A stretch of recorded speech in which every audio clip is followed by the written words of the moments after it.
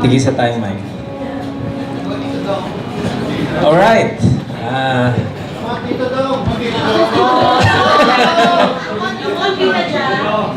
Go, Tito. In love na in love. Oo nga. Okay. Before we start, gusto ko lang tanungin kung meron ba tayong couple dito, married couple. Can you raise your hands, please? Alright. Make sure na meron kayong eye contact, ha? Kasi meron konting catch sa dulo. Okay. This is the story. This is the story. This is the story of our 32 colorful years of loving each other. I'll give you my wife, Jackie, to start sharing. Okay. Hi, I'm Jackie. Because of our own understanding of love, I got married and at the same time got pregnant at the age of 18. Unequipped emotionally and financially, not even prepared with what life has for us. For our soon to be family. I was just high school when I got married, obviously. I know nothing about true meaning of love. Being a husband and now to raise a child. I was selfish, irresponsible, impure, unfaithful, and drug addict.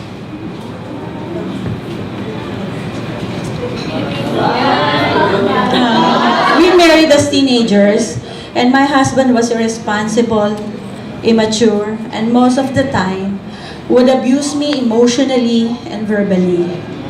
I felt insecure and lost my self-worth. I was held captive by my pain. Years passed, hurts after hurts became the core of my relationship with Dhom. I suppressed what I felt, knowing he had 2 daughters with different women. I knew I'm no longer in love, but how I understood it before, love is a sacrifice. I disregard my feelings by different moments in my life that I think are more important. Our marriage was a mess, and the one thing that bonds us is our children. Is this it? As if the love I felt before never exists. Growing up, the only benchmark I have are my parents. Love, in my understanding, is physical. And being of assistant to my wife, my father taught me of training and things to improve. And my mother expressed her love with money and material things. This is what I thought of love. My love language to my family is working hard to provide, still doing drugs, and barkada on the side. Not minding my wife and my children getting hurt. I minimize the issue of fidelity because making a living, I thought, is enough.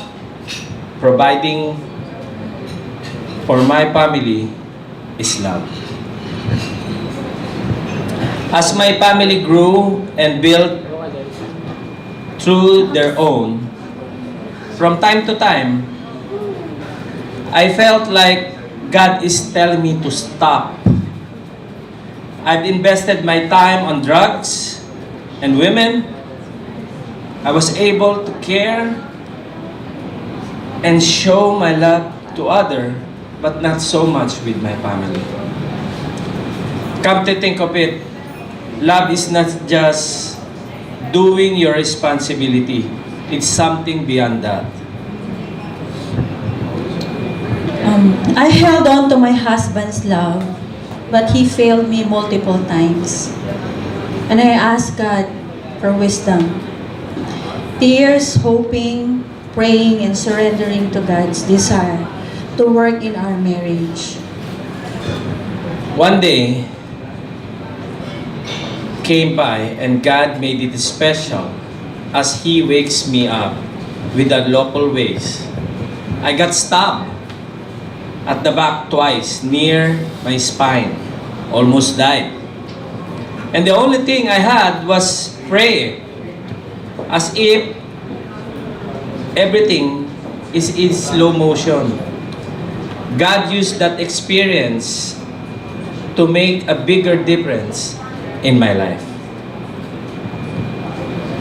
Now, since God gave us the chance to know Him, Jackie became desperate and I was given a wake-up call. This time, I can say, real love story begin. Because how will a love story start if both of us doesn't know how to love? In the first place, it's like saying you read a book but you don't know how to read. I've mistaken things of love, a lot of things, but God exactly made our love right. It's like having score without even knowing what figure is passing or to fail. But now my eyes are open of how to love and to be loved. I kept the dream in my heart and God made it come to life. I've even learned different languages of how to express. Now, 32 years of marriage, and we were still unboxing our love for each other. With my experience, loving someone shouldn't base on feelings alone. Rather, it's conscious effort and firm decision to love them back. Yes, 32 years passed. We'll still have a lot more years left. You are one of the person who made me realize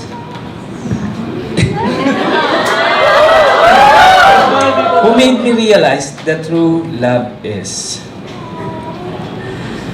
God taught us humility to change and never give up on loving.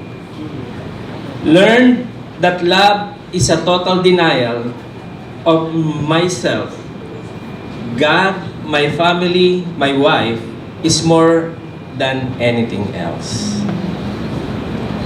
Though different milestone in our marriage, from the history of loving each other, me and Jackie are slowly putting pieces in the puzzle that is to form a picture called a lifetime.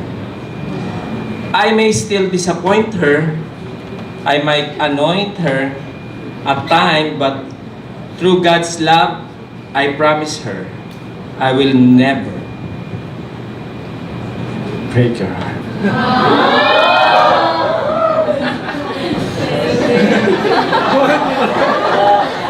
I can only say, until me and Jackie got old together, since 50 doesn't sound that young, but as I look back when I saw her at 16, I never knew that forever meant. But understanding our experience and love that she showed me, God told me, there is forever. Gray hair, no hair. Wrinkled started showing. Soon we'll be forgetful that our mind might not remember the bad things and the good. But because of my heart is spared to you, I will be immediately remember that together we will build a picture of our lifetime. I realized after having 5 children and 32 years of marriage, the old love they're talking about is just the surface when everything is running smoothly. But greater love starts when things are imperfect, when things are tough and still manage to find love. Things wouldn't change if God did not taught us Now I can say my husband has changed. And together we made a team called family. We're hopeful not to pass on to our children our understanding with love before. We hope to change the cycle and for them to love their spouses and kids better than we did. To end our Pecha Kucha tonight, if anyone here is married, kindly look at your wife or your husband. That is your forever. I'd like to share to you what I said to my wife. This is what I said. I will never give up on loving you, even if it takes forever. Thank you. Thank you for listening, and to God be the glory.